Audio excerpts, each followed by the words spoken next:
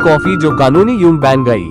सोचो, तुम एक कप कॉफी ऑर्डर करते हो और अगले कुछ सेकंड में तुम्हें इतनी बुरी जलने की चोट लगती है कि हॉस्पिटल जाना पड़ता है।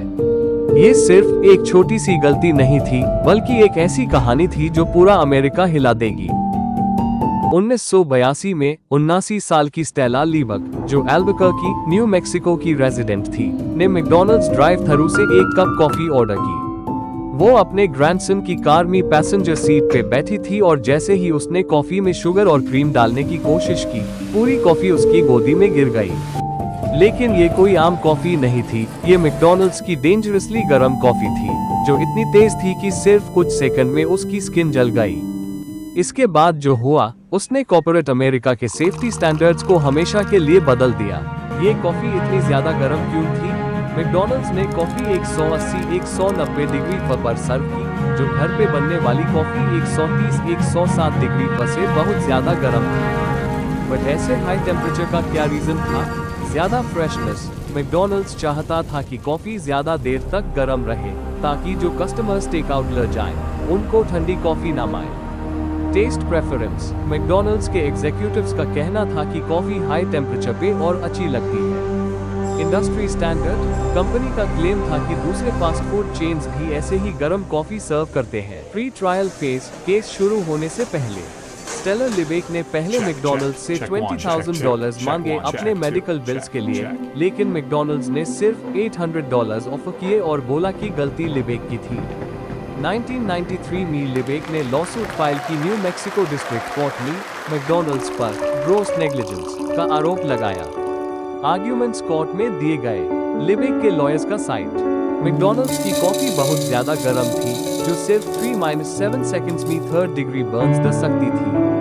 दूसरे fast food brands come temperature पे कॉफी सर्व करते थे, 130-160 डिग्री फ़ारेनहाइट, जिसमें कम बर्न केसेस होते थे। मैकडॉनल्ड्स को पहले से पता था कि लोग जल रहे हैं। पिछले 10 साल में 700 जोड़ लोग मैकडॉनल्ड्स की कॉफी से जल चुके थे, फिर भी पॉलिसी चेंज नहीं की गई। काफी लोगों को लिबेक जैसी सीरियस इंजरीज हुई थी। लिबेक की इंजरीज बहुत बुरी थी। मेडिकल रिपोर्ट्स और फोटोज में दिखाया गया कि 16% बॉडी 3rd डिग्री बर्न से जल चुकी थी और स्किन ग्राफ्ट्स लगाने पड़े। बहुत दर्द और परमानेंट स्कार्स हो गए थे। मैकडॉनल्ड्स के कॉफी कप्स पे कॉशन हॉट का वार्निंग नहीं था। लिबेक के लॉयर्स ने बोला कि अगर वार्निंग होती तो शायद इंजरी नहीं होती। मैकडॉनल्ड्स के लॉयर्स का साइट। मैकडॉनल्ड्स ने बोला कि उनकी कॉफी इंडस्ट्री स्टैंडर्ड के मुताबिक सर्व की गई थी। उन्होंने कहा कि सब फास्ट फूड चेन्स गर्म कॉफी सर्व करते हैं और कस्टमर्स ज्यादा गर्म कॉफी पसंद करते हैं। मैकडॉनल्ड्स ने बोला कि लिबेक ने खुद कॉफी गिराई तो उन्हीं की गलती है। उसने कप का ढक्कन खोलते वक्त कॉफी अपनी टांगों के बीच रखी थी, जो एक रिस्की मूव था। मैकडॉनल्ड्स का कहना था कि कॉफी वैसे भी हॉट होती है, इसमें अलग से वार्निंग देने की जरूरत नहीं। लिबेक को पता था कि कॉफी गर्म है, फिर भी उसने रिस्क लिया। कोर्ट में एविडेंस और विटनेसेस। लिबेक के साइड से बर्न एक्सपर्ट्स ने बताया कि इतने हाई टेम्परेचर पे बर्न्स एक्सपेक्टेड से भी ज्यादा सीरियस होते हैं। मेडिकल प्रोफेशनल्स ने टेस्टिमनी दी कि लिबेक ने बहुत दुख दर्द सह और उसकी स्किन डैमेज परमानेंट है। मैकडॉनल्ड्स के एक क्वालिटी कंट्रोल मैनेजर ने माना कि उनको पहले से पता था लोग जल रहे हैं, पर उन्होंने टेम्परेचर कम नहीं किया। मैकडॉनल्ड्स के साइड से मैकडॉनल्ड्स एग्जीक्यूटिव्स ने बोला कि कस्टमर्स गर्म कॉफी पसंद करते हैं।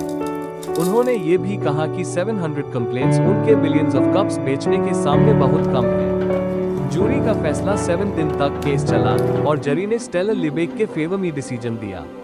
मैकडॉनल्ड्स को गिल्टी माना गया और लिबेक को ये कॉम्पनसेशन मिला। $200,000 कॉम्पनसेटरी डैमेजेस दिए गए, पर क्योंकि लिबेक की भी 20% गलती मानी गई, यह अमाउंट $160,000 हो गया। $2.7 मिलियन प्यूनिटिव डैमेजेस दिए गए, जो मैकडॉनल्ड्स के 2 दिन की कॉफी की सेल्स जितना था। यह अमाउंट मैकडॉनल्ड्स को वार्निंग देने के लिए रखा गया ताकि वो फ्यूचर में सेफ्टी रूल्स फॉलो करे। केस के बाद क्या हुआ?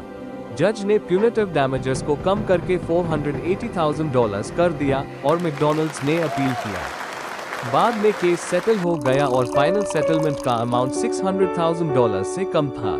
इस केस के बाद मैकडॉनल्ड्स और दूसरे फास्ट फूड चेन्स ने कॉफी का टेम्परेचर कम कर दिया और वार्निंग लेबल्स कप्स पर लगाने लगे। लीगल और पब्लिक इम्पैक्ट। मीडिया ने इस केस को फ्रिवलस लॉसूट, फालतू केस बना दिया, पर असल में ये कंज्यूमर सेफ्टी का इम्पोर्टेंट केस था। लॉ एक्सपर्ट्स ने माना कि ये एक जेन्युइन प्रोडक्ट लायबिलिटी केस था, जिसमें मैकडॉनल्ड्स की नेग्लिजेंस प्रूव हुई। आज के टाइम पे जितने भी हॉट बेवरेज कप्स पे वार्निंग्स लिखी होती है, उनमें इस केस का बड़ा हाथ है। ये केस सिर्फ एक कॉफी स्पिल नहीं था, ये एक बड़ा कॉर्पोरेट नेग्लिजेंस का केस था जो कस्टमर सेफ्टी में इंपॉर्टेंट चेंजेस लेकर आया। उम्मीद करता हूँ आपको वीडियो अच्छी लगी हो। ऐसी और वीडियो के लिए कमेंट करें।